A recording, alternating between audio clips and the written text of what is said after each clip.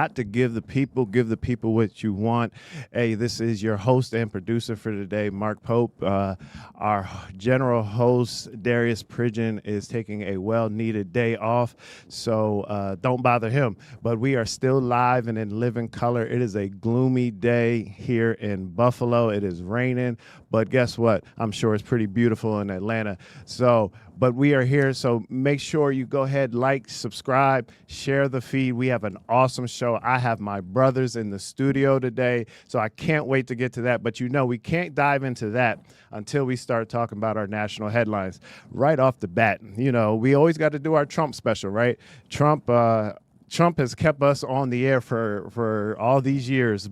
So this week, Trump decided, he wasn't happy with the Supreme Court's decision, so he wanted to sign a new executive order dealing with the birthright citizenship and birth tourism.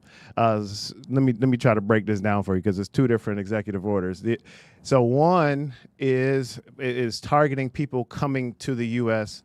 on temporary visas, specifically just to give birth. So he's saying, oh, no, we're not making those people citizens. The other one kind of repeals what the Supreme Court decided against. And the bigger issue is, how can any president, like this, if we take this off of Trump for a second, can any president sign executive orders that basically go against the Constitution? Because the whole point of the 14th Amendment after the Civil War was if you were born here and you are here, you are a citizen, or you are naturalized into citizenship through the process. So here we are again. This is probably going to end up in court case after court case across the country. But this is our president. This is what we are dealing with over and over again. Constitutional battles all over the White House.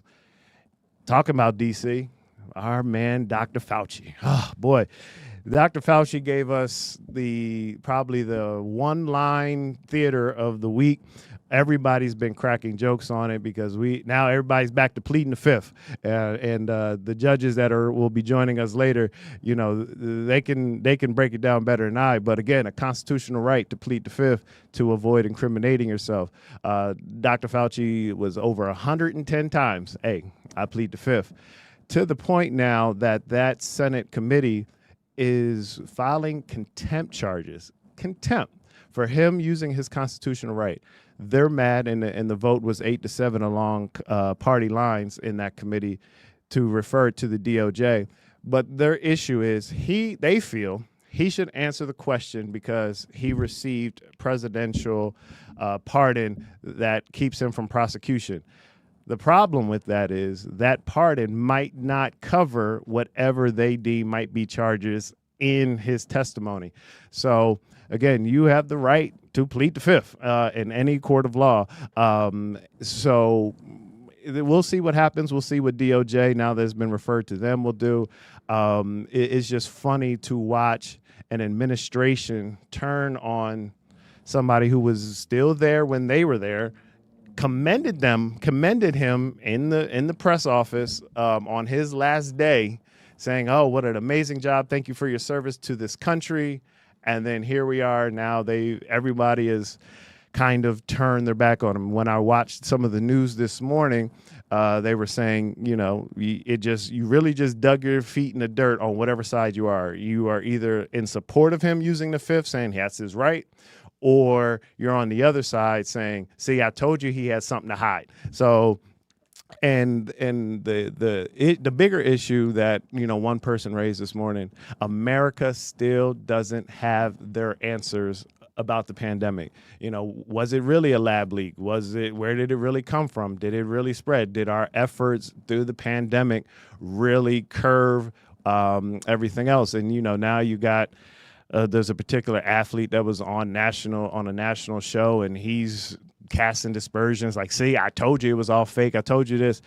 But our death rate was at 1 per 1,600. So whether it was the right thing to do or the wrong thing to do, we had to do something. And if that mortality rate would have kept skyrocketing if we kept the status quo. So whatever feeling you may have on it, we had to do something, and otherwise we could have still been in the pandemic. We could have still been dealing with high mortality rates. I mean, New York City was rolling in refrigerating morgues because it was that many people passing away that fast. So listen, I'm not saying everything Fauci did is right. And, now they're saying his diaries are the bigger issue here. And listen, I'm not getting into that. You're darned if you do, darned if you don't. So we all had to do our part to do something. And so I still commend Dr. Fauci, because that's a hard job to have. And, basically almost being like the people's doctor in D.C. So that was going to be a tough job regardless. Finally, Duke University, the Justice Department has said that they've concluded an investigation that Duke University was still considering race in their admissions. The DOJ was investigating the 2023, 24, and 25 entering classes. The problem was the DOJ is saying that this comes after the Supreme Court's decision in 2023 restricting race-conscious college admissions. So DOJ investigated, but it's not a court finding. This is just the DOJ saying, hey, you are still doing this against the Supreme Court. So it begs the question, can America create equal opportunity without considering the unequal circumstances people start from? And the reason why this stood out to me was, so I just wrote a history paper, and the genesis of the paper started with, could we have obtained civil rights and stayed segregated? Because when we look at desegregation, and I didn't argue that, I argued the fact that we needed desegregation, but a lot of our black institutions suffered because of it. So, when we desegregated schools, and especially in the South, our black principals, our black administrators, black workers, they didn't get jobs in the white schools or the integrated schools. So you had a whole workforce base that just stayed unemployed or had to find other means or do something else. So for Duke to still be considering it, I think where we struggle is everyone should get a fair. It's what we call equity, right? It's everyone doesn't need the same thing, but everyone deserves the same opportunity. So the discussion really is: are we eliminating the advantages by race on admissions? What about legacy admissions? Some schools do legacy admissions because your father went here, your parent went here, you can get here. So are we talking about that now also not being allowed in the admission process? And so there's a lot of topics. Those were just the top three that stood out to me. But they all are around the same thing: constitutional issues, citizenship, the right to plead the fifth, our diversity, equity, and inclusion, and giving people the same advantage. Folks, this is the country we're living in. So we can keep focusing on, as we talk about on the show, we can keep focusing on, did my street get paved? Did my trash get picked up? We can keep talking about social media fights and who has the best whatever. But there is a bigger picture going on in this country. There's a bigger fight going on in this country. And as we face the midterm elections and the presidential elections in another 2 years, we have to be awake. We have to be ready to fight, get involved, be educated voters. This show doesn't endorse one side or the other. So we're not saying I vote this way. I'm saying be educated, be smart, understand the political landscape of this country, and know your constitutional rights. I feel like in school where we struggle the most, I feel like civics is just fell by the wayside. We don't know what our city government does. We don't know what our county and state and federal government do, and the responsibilities that fall upon each. So let's be educated. That's what this show is: power to the people, and that power is in educating people. Listen, I'm not going to belabor the point anymore. All three of my brothers are now in studio. We're going to pay the bills and get situated. This radio broadcast is sponsored by Hobson's, the Doctor of Dry Cleaning, and Brian K. Lewis Funeral Homes. Hey, listen, that's just the radio sponsors. We're still looking for episode and streaming sponsors. So if you are interested, I will, by the end of the show, I'll throw up the call-in number, or just call the church 716-895-8222 and let them know I'm interested in sponsoring. But after these commercials, we are going live to our conversation about how do we keep our community strengthened with three black men who are doing well for themselves. And I think this is a conversation you're going to want to hear, because everybody says, where's the black men? I got a room full of them. We'll be right back. When it comes to something as personal as your clothes, you need to deal with somebody you can trust. That's why so many people turn to Hobson's Dry Cleaning, conveniently located in the heart of the community at 874 East Delavan at the corner of Wyoming. When you take your clothes to Hobson's, you can trust that they'll be ready on time. You can trust that your whites will be white. You can trust that you'll always get a fair price and service with a smile. You can even trust that you won't have to get out of your car if you don't want to. Hobson's has a drive-through window for your convenience. Trust is what it's all about at Hobson's Dry Cleaning. Hobson's Dry Cleaning, your one-stop dry cleaners serving the community for over 30 years at 874 East Delavan at the corner of Wyoming. Call 891-8298. That's 891-8298.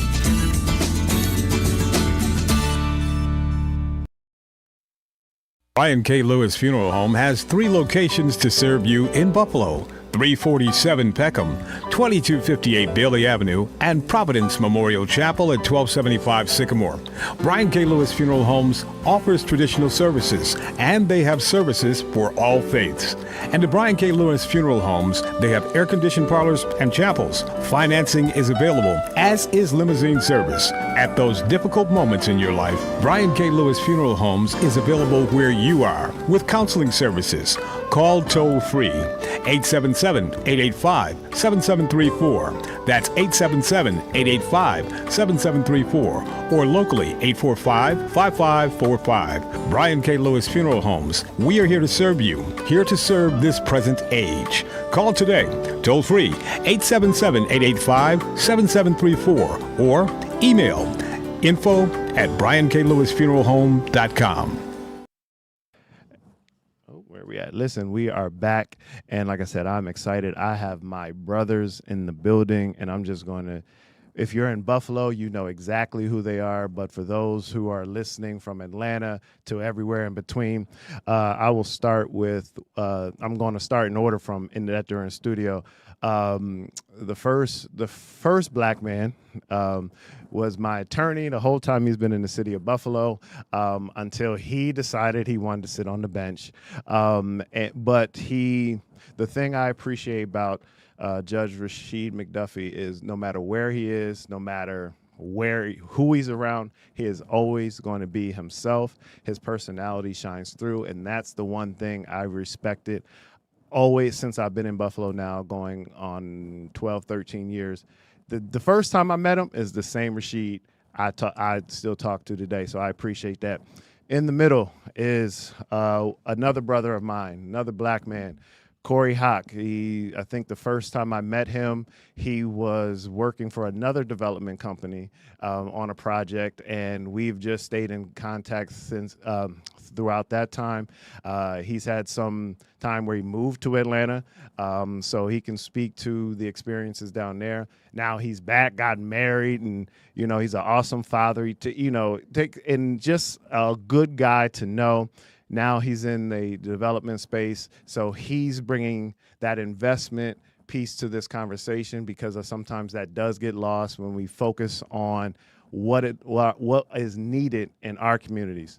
Finally, again, another brother, another black man sitting on the bench. He tremendous, and I was thinking about this this morning.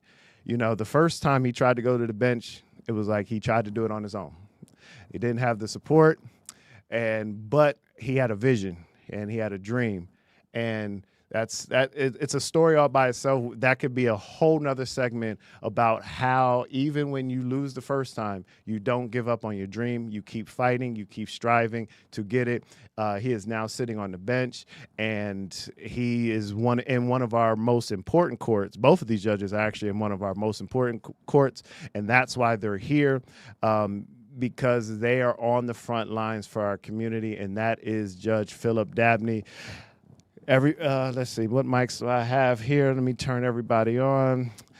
So, gentlemen, we're going to hop right into it. So the first thing I'm posing to everyone, and anyone can kind of jump in wherever you want. So whether we're looking at Buffalo, Atlanta, or any of our cities across the country, what do you believe is the biggest challenge preventing Black and brown communities from reaching their full potential? And like I said, that's just to everyone. Come on now, you're on dead air now. Well, let me first. Oh man, you gotta see me. Yeah. Let me first show my appreciation to you, Mark, and the space provided by Power to the People. This is a beyond just relevant, but a very important platform that allows us to sit and have some kitchen table type conversations that are needed. And I also want to say good morning and hello to my friends, brothers here in the city of Buffalo. In answer to your question, which is quite general, Yeah. I think what becomes important for our community is a strengthening in what we appreciate as our history, and if ever more important than now, history is something that we should not only continue to be students in learning, but also sharing, and it directly impacts how we appreciate our value to be. I sort of humor myself in being somewhat of a social scientist, and I'm constantly in the books regarding really all the things that I felt that I had failed to learn growing up in the traditional educational system. I'm a product of Buffalo Public Schools, and I cherished that education, and I truly believe it to be the basis of who I am academically, but I'm now learning that because I'm a student of life, there's so much that I didn't know. Yeah. And as a dad, there's so much I didn't teach. And as a son, there's so much that I didn't receive. Yeah. So You on a whole nother topic right there, boy. That'll preach right there because that's big. So filling the gaps is a challenge, and we're stuck with the idea of whether or not it's something we have to first go back to the foundation and fill in those cracks. So it makes the question itself really massive. Yeah. So let me get right into, because my first question was for you anyway, and then I'll come back to them to talk about the biggest challenge. As the housing court judge for the city, what are some of the patterns you consistently see in some of our neighborhoods that keep that struggle going on? Lack of knowledge of what wealth is. And the brick and mortar, pun intended, as we understand it and we've been taught, like your home is the cornerstone of your financial profile from an asset point of view, right? Buffalo, it's no secret, has the oldest housing stock. Yeah. Probably in the nation. And when you consider that and a population that is declining, despite the past several years where there was an uptick, the property development of housing was not necessarily commensurate with that uptick. There's still old homes. Right. They're not being improved. The children of those homes are now the owners. The mom and dad are leaving us. Yep. The children have decided to migrate elsewhere. Property dilapidates. Yes. We then find ourselves confronted with ghost owners. Yep. And squatters, things of that nature. So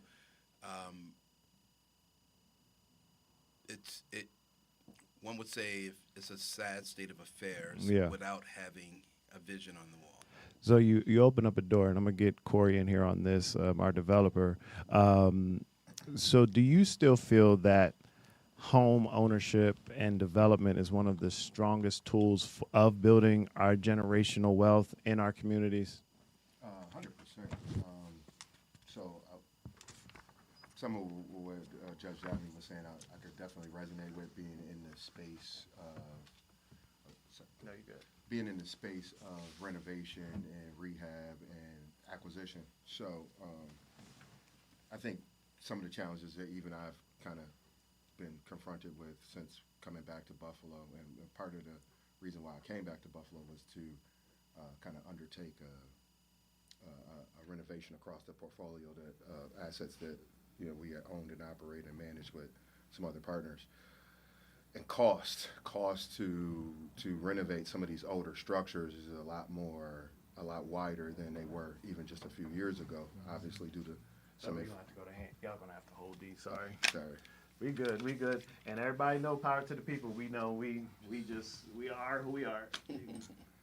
And Rashid, yours. Okay, fine. What So go ahead, Corey. You're Yeah, so I was saying, I think cost affects a lot of the modernization and updating of some of these older homes because Buffalo does have such a older housing stock. But to get back to your question, I still believe that fundamentally real property assets are the foundation to wealth transfer and generational wealth. A lot of times in our community directly, we allow those assets to escape the bloodline, which is something that we have to kind of get better at addressing and or getting ahead of so that we can keep that cycle or that flow of generational wealth moving from one generation to the next. So let me ask this. So from that standpoint, when as the developer and the rehabber and everything else, when you walk into a community or neighborhood that others have kind of given up on, what do you see as that person, as that visionary? Opportunity. 1,000% opportunity. So opportunity to do what? Like, are you saying like, I could put someone in this. This is my property. I'm gonna take this over. I'm gonna take this responsibility, or is it? And it could be anything. Like you're a businessman, so I'm not going to say you're in the business of charity. But where did that initial thought? Like, man, they gave up on this, but I could do. Yeah, so that's a great question. A lot of it is. So I wear a broker's lens. So the bulk of my career has been spent in commercial real estate brokerage. So I think whenever you enter a market or a fragment, sub-market, you're always thinking about highest and best use or what the possibilities are, right? Mm-hmm. So if I looked at a home maybe 2 weeks ago, it was in an estate sale over on Hamlin, and great neighborhood, solid comps, and the minute I enter the property, I'm start to process, okay, what does it take to put it back together? And can we buy it at the right price in order for it to make sense to turn a profit, right? Right. It's like your business. Yeah, I'm still a businessman, right? But I think whenever I'm entering a community or a individual property, I'm always thinking about what is the highest and best use for that particular asset. Even so much so as vacant lots, right? Mm-hmm. What's adjacent to the lot? What's happening in the direct market that can drive value in the event that you can build a single family home or a 2-family or a 3-plex or a 4-unit or maybe even a small commercial property. So let's get the other judge in. Judge McDuffie. Now, you're in landlord tenant court here in the city. So because I think if we don't have the legacy house that we're letting dilapidate, then I feel like our next thing is the misunderstandings behind, okay, I'm a renter. How do I get messed up? Like, what are the biggest misunderstandings that someone in our community? And hey, listen, we're not here for legal advice. I don't want to see comments about like, hey, I was before them and they didn't do this, that, and the other. This is not that show. This is a broad conversation that needs to happen in our community. But what are some of the biggest misunderstandings that tenants have with their rights, landlords have with their rights, and that confusion that creates that tension in our neighborhoods? First of all, that's a great question, and thanks for having us on the show. I think there are two things that come to mind. The first is communication.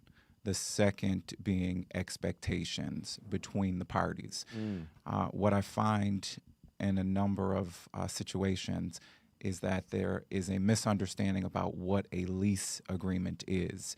It is a binding agreement with rights and responsibilities on both sides. And sometimes the problem comes in when there is a lack of understanding and there is a lack of communication about my lack of understanding until there is a larger problem that becomes a crisis scenario.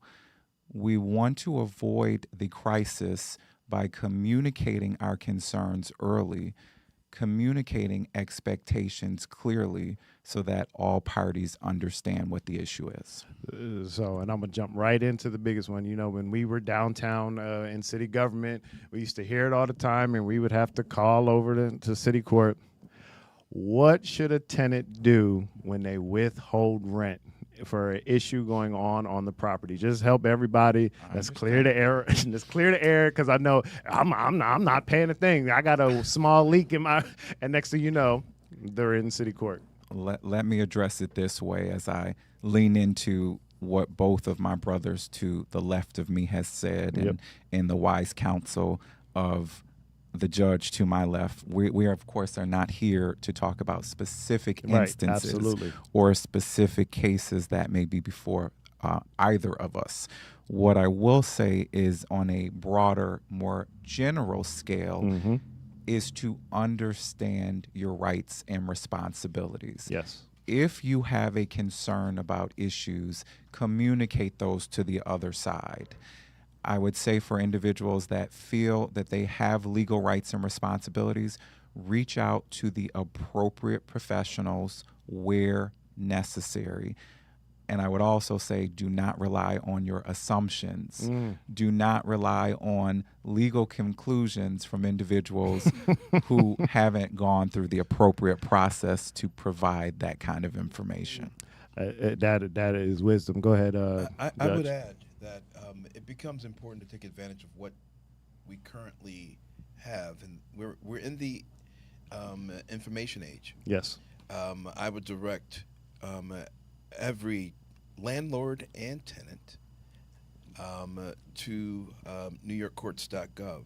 There's a wealth of information, and it certainly provides you a general understanding of what your rights may be, but also included in the on the page, on the website, are other resources, DIY capabilities,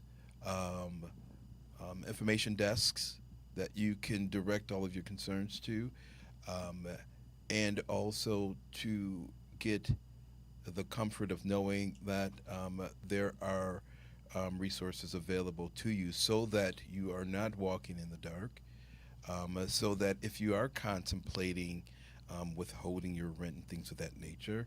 Um,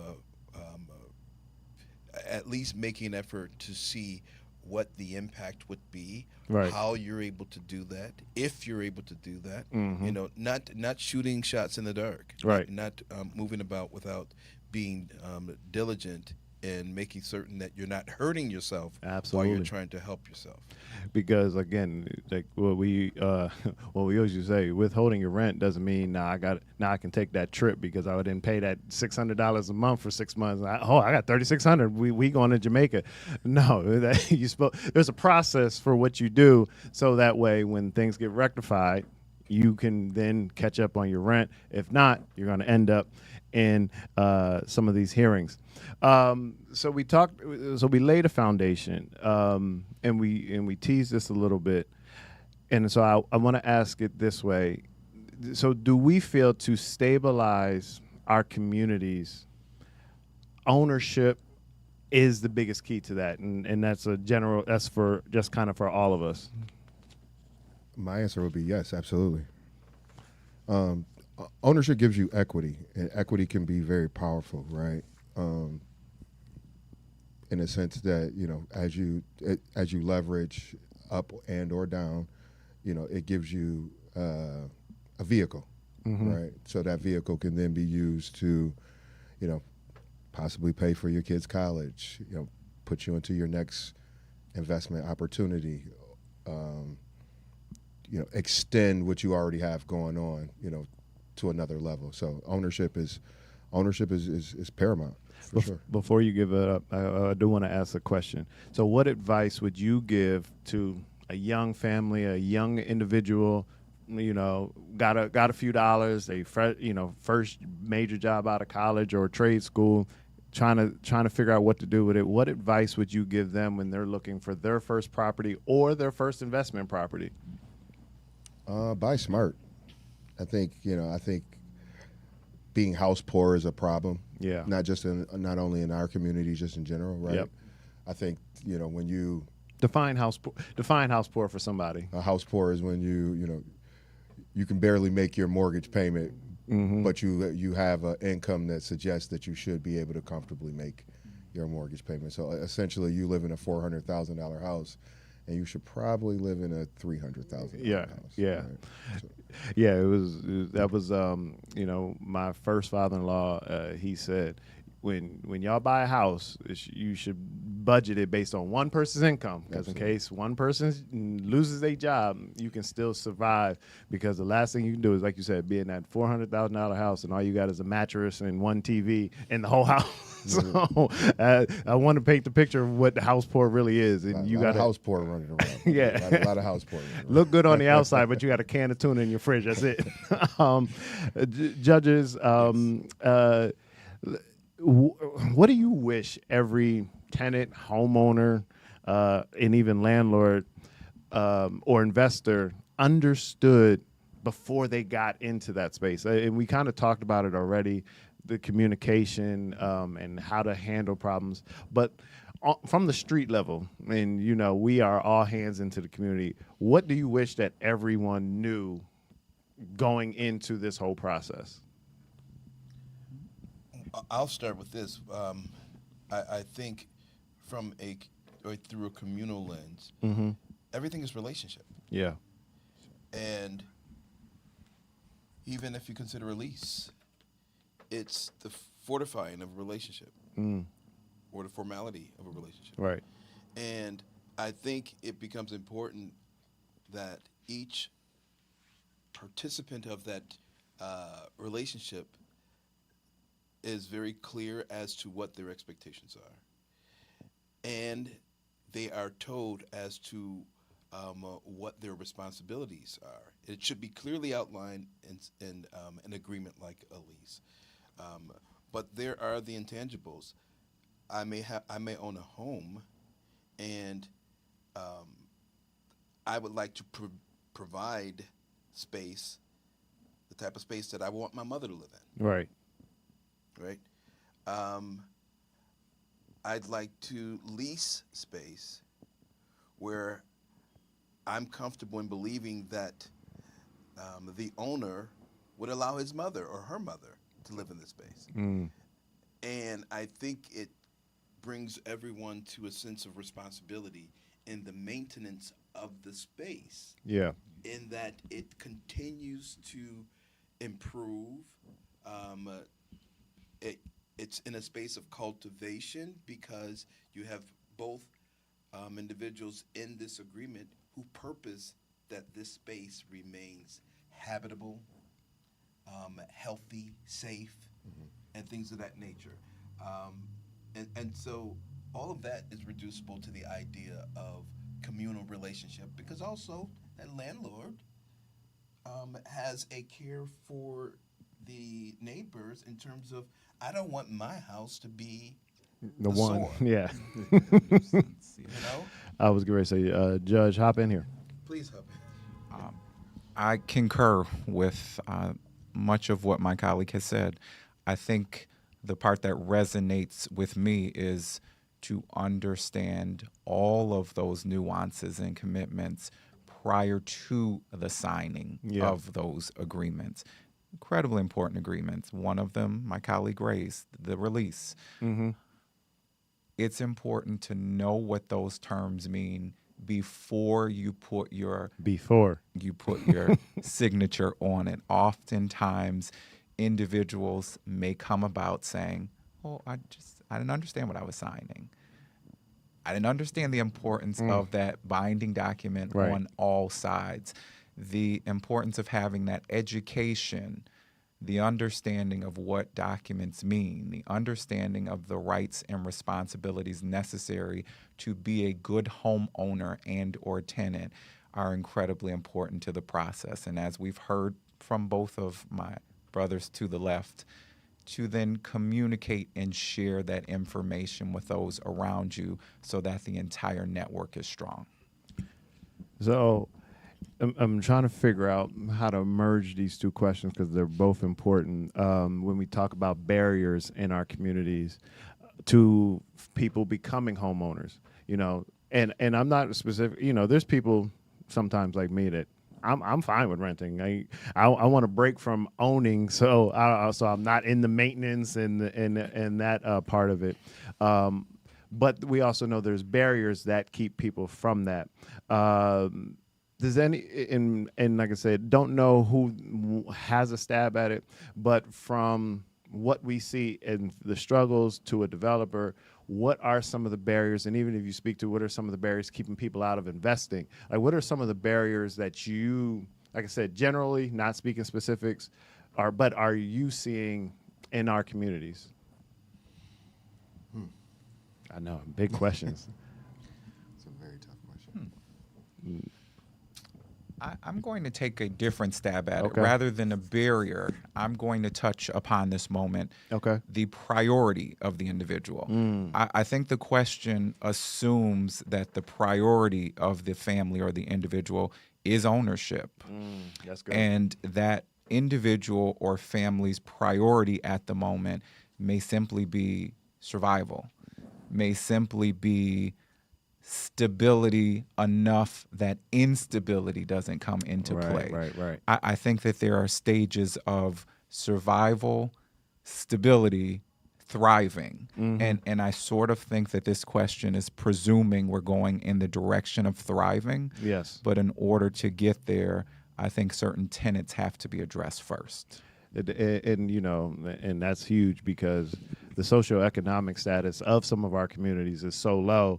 I got to make a decision, and I got a car payment so I can get to work, but then I can't even afford the car insurance in New York, especially in New York. And if I don't have that car insurance, they get ready to come take my registration. So now I'm just in another cycle, right? Right. I'm in another cycle, and so we don't get that chance to, like you said, get to out of survival mode because that's something else is coming, or if it's then I got to pay groceries, or am I getting my children's prescriptions, or am I getting my prescriptions? Am I paying this, or am I paying that? So I appreciate where you went with that. I think that there is a factor of unlearning behaviors too,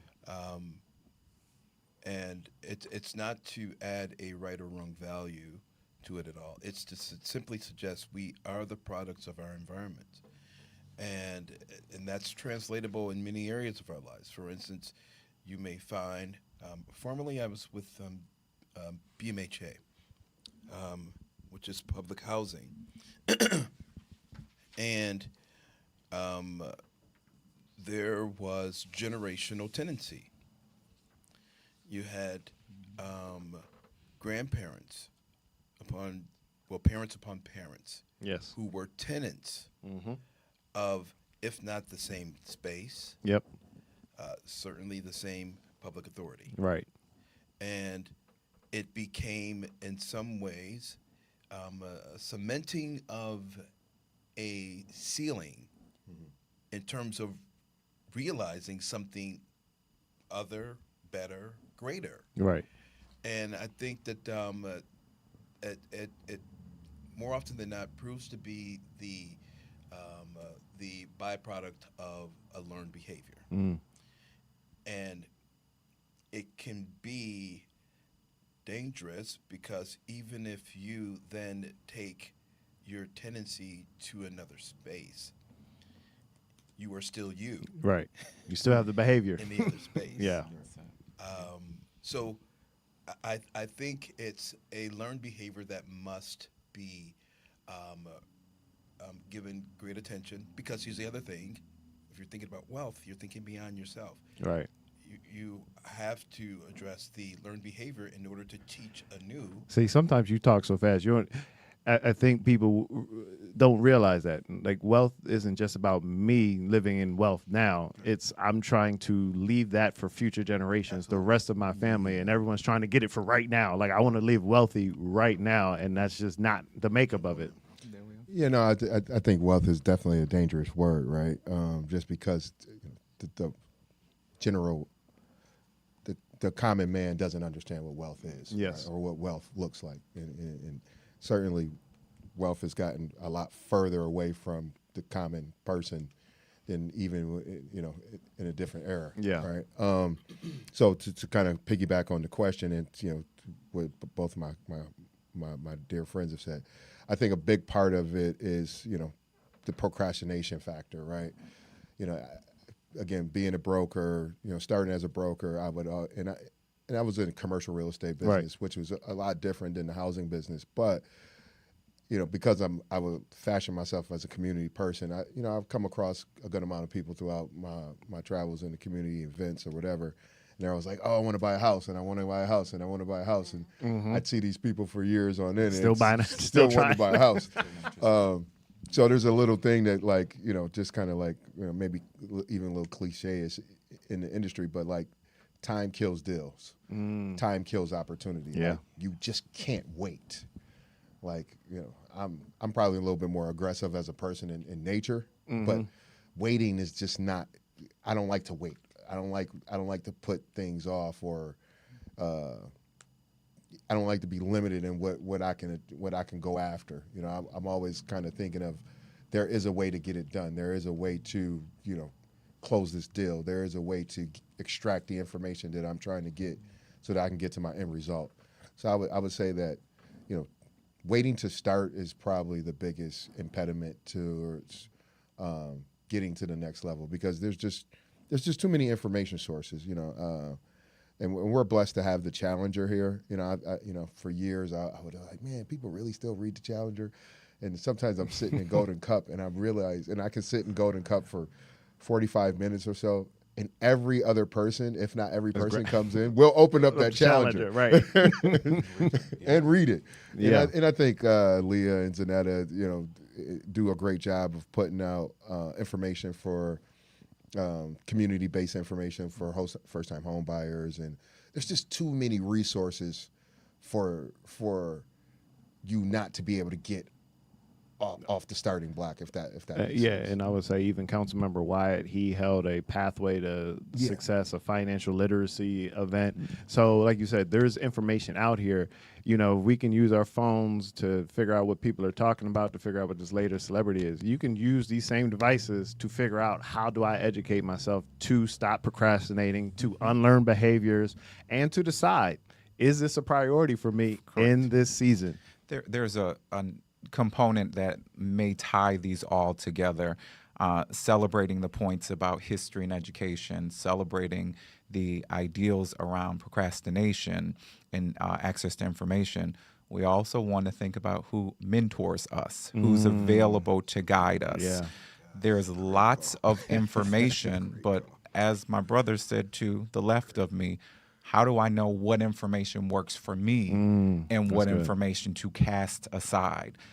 Going to the earlier example of generational placement and situationship. If mom and dad and others have always been in this situation, it may take extra support to get me to be the one to go in a different direction. That is where that mentorship, that is where that guidance becomes incredibly important to assess the information appropriately. All right, so we got about 12 minutes left. So this next question, I want to be able to hit it and come out because I want to get into this last part about looking ahead. This show, it's no secret. We were in the city council for a number of years. We got 2 judges. We got someone who looks for that might be getting deals and just say deals from public spaces. So we often talk about what government should be doing. What responsibility do us as residents in our communities have when it comes to strengthening our neighborhoods and communities? I would say, firstly, the question might be reframed in that we identify and highlight what has already been done. Okay. I think we oftentimes go into neighborhoods, the earlier question, what don't we like? Right. Well, look in this room. There's a lot we do like. Yes. Some of us in the room come from certain zip codes in certain areas and have had certain opportunities. Are we looking closely at what has already been invested? Who has already invested to see how we build upon that to create the futures that we all want? Specifically to the question, what is the role of a resident? Some of the things we've talked about earlier. You should educate yourself. I believe, get yourself to a point where you can build and bring others with you, where you can identify rights, risk, and harm and share it with your network so that the whole team becomes better. I think that residents have a role to partner with government institutions and others to improve the quality of life, but I think we'd be remiss not to identify all of the positive things that residents collectively and cumulatively have done to uplift this in other areas. So I like the direction you're going with that. I would say participate, right? That's a big one. Block clubs are huge. I think I've seen some of the community work I've been getting involved in since I've been back in Buffalo. I've seen an emergence of block club awareness throughout each quadrant of the city, and I think participation is increasing, which is helpful and adds value to quality of life within your neighborhood. So I would say being cognizantly aware of what's happening, who's organizing, and kind of being willing to roll up your sleeves and participate. All right. Yes, I would say communal relationships. If you hold that mic up for a little bit. Communal relationships all day long. I think that block clubs are an extension of the village. Yeah. I think from the village there was an ownership, there was accountability, there was pride, all of these things that are born out of relationships. Because if I'm feeling as if my neighbor may be offended by what I am or who or how I am, and it impacts what I have and what they have, and I'm somewhat invested in that, it causes everyone to calibrate in such a way that we all Rise. maintain, sustain, if not elevate together. And it makes for a far more sustainable community. Right.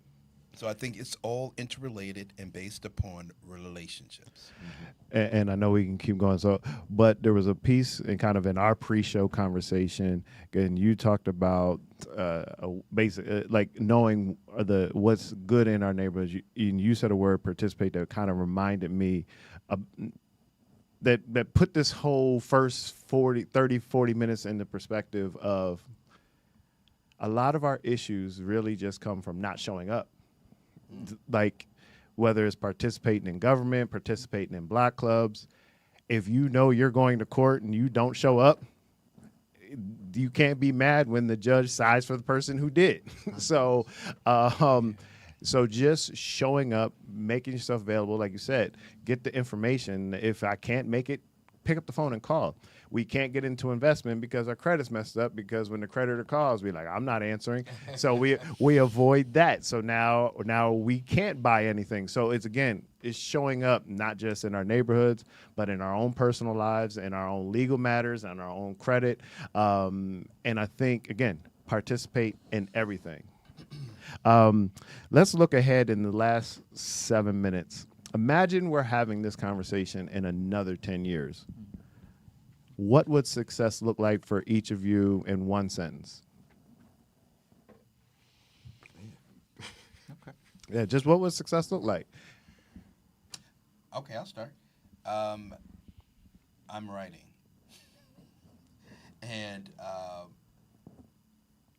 I have realized the mantra of I am my brother's keeper. Yeah. And I'm comfortable with that. Okay. Because that may be often at the expense of me. Okay. 10-year lookout for Yep. me would probably be, I've developed a number of units and contributed to, the quality development of East Side neighborhoods and preparing for retirement. Amen. Amen. That would be nice. I understand the question to mean success in 10 years as a community. Yes. If Oh, I I'm sorry. Yeah. if I have that correctly, Yes, you are absolutely right. How come you didn't say anything? Hey, that was a success for you. I wasn't gonna let you ride Rusty's out. always smarter than me, so he picked it up quickly. so I understand that community success to look like something ordinary. By ordinary, I mean all of what this conversation has encompassed, that people are getting the education that they need, that they're building upon the relationships that they have established, that they're showing up prepared and ready for the opportunities. It is celebrating entertainers, celebrating athletes, but also knowing who your judges are, also knowing who the entrepreneurs are, the physicians, the engineers. It's looking around the room and seeing possibility. It is a place where we are judges, we are influencers, but we are not standouts because each of the community is doing its part in building up. So Judge McDuffie is cheating. He's in my last question. So you guys can redeem yourself with this one. So too often we celebrate more of the athletes and the entertainers. Okay, fine. But not the builders and our judges. How, and we have 4 minutes left, so quick answers. How do we inspire our young black and brown children, men and women, to become lawyers, developers, and community investors, judges? How do we inspire them to that path? Okay, really quick. I was a project of someone Okay. who saw something in me, Michael Battle. Okay. And what he left in me and with me was that you find projects. And so I found projects, and I instruct them, you find a project. I would say engagement. Just continue to engage the youth and give them opportunities where you didn't have opportunities, and then in grace. Everybody makes mistakes, yeah. right? Allow people to recover. Allow people to make it right. Allow people to, reach their full potential and in that grace. Because I think sometimes we tend to write people off or write situations off when people make mistakes. Not everyone has all the answers. That's a very important point, and we all think we're the smartest person in the room until you're in the room with somebody smarter. Yeah. So, Judge. Yes, I receive both of those answers. I would build upon both of them and say, make ourselves more accessible if we've received these kinds of opportunities. I think that a lot of community members know the titles, probably know the faces of the individuals sitting here, but couldn't articulate what we do, why we do it, and how we do it. So I think what is incredibly important is these very opportunities. Come onto a community platform, share our mindsets, share jewels to leave with the community so that they are, as we've heard, they have a project. Yeah. They now have somebody else to go inspire. I think it's all about making the people looking at us see themselves and say, ha, if they can do it, so can I. So real quick, I'm able to get this in. So fill in the blank and real quick, and it's got to be quick. We strengthen our communities when? We invest. Oh, hold that mic up and say it louder. We invest. We engage. Oh, y'all on a roll. We invest, we engage, we share opportunities, and we bring others with us. Listen, folks, when people try to cast the aspersion, there's no black men in our communities that are strong, that there's no leadership. These are just a few that are on the front line here in Western New York and in Buffalo. Atlanta, you probably have your own list. Buffalo, there's a lot more. We could have filled this room up. There's other people that are bringing men together in different parts of the city. These were just the ones that are in my circle. These are my brothers, but there is a bigger network of brothers that are on the front lines and fighting every day. There's some that sit out on our corners when kids get out of school, right?